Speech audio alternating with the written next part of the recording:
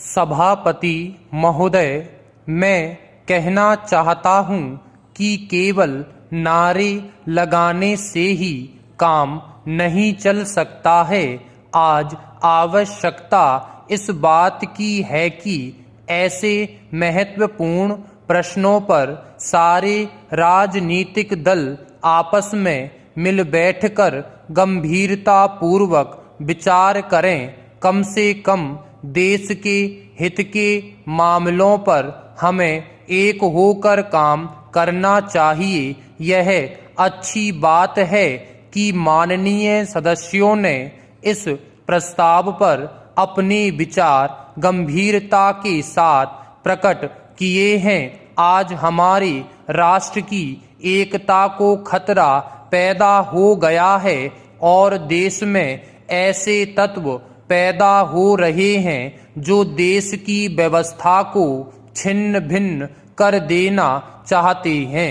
इस प्रकार के तत्वों का मुकाबला किस प्रकार से किया जाए, इस पर सदन के सभी सदस्यों को सहयोग और विचार विमर्श से काम करना चाहिए। हम अक्सर देखते हैं कि विरोधी दल राष्ट्र की मूल समस्याओं को अनदेखा करके दूसरी छोटी छोटी बातों को अधिक महत्व देते हैं।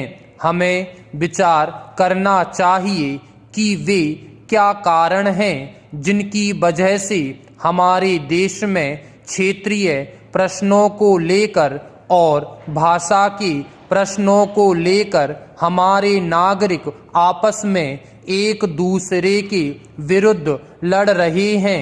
ऐसे प्रश्नों पर हमें व्यापक दृष्टिकोण से विचार करना चाहिए। हमें ऐसी बात बिल्कुल नहीं कहनी चाहिए जिससे देश की एकता को खतरा पैदा हो।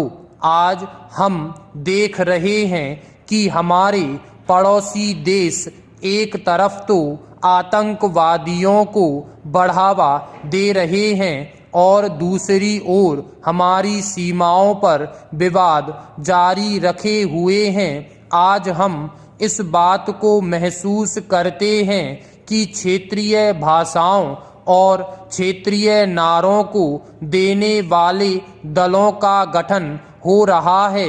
इन तत्वों का मुकाबला हमें राजनीतिक स्तर पर करना होगा।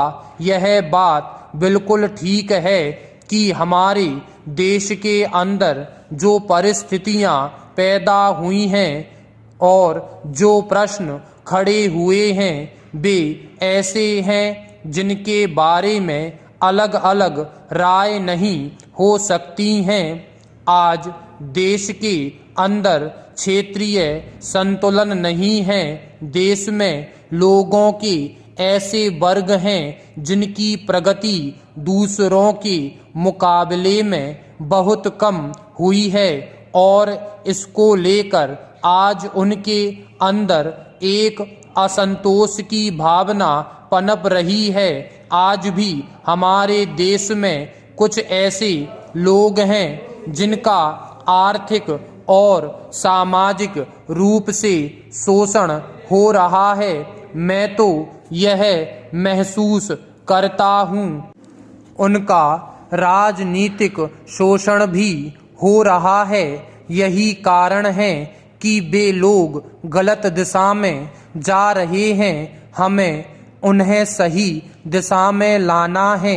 इसके लिए हमारी सरकार को भी प्रयत्न करना चाहिए। मुझे आज इस विषय पर बोलने का जो अवसर मिला है, मैं उसके लिए सभापति जी का बहुत आभारी हूँ। इस अल्फाज के साथ मैं सभी विरोधी दलों से अनुरोध करूँगा कि जो प्रस्ताव वे सदन के समक्ष लाए हैं उन पर फिर से विचार करें। हम एक महान देश के नागरिक हैं। हमें उसकी महानता के अनुसार ही कार्य करना है। तभी हम अपने देश की प्रगति सुनिश्चित कर सकते हैं। स्टॉप।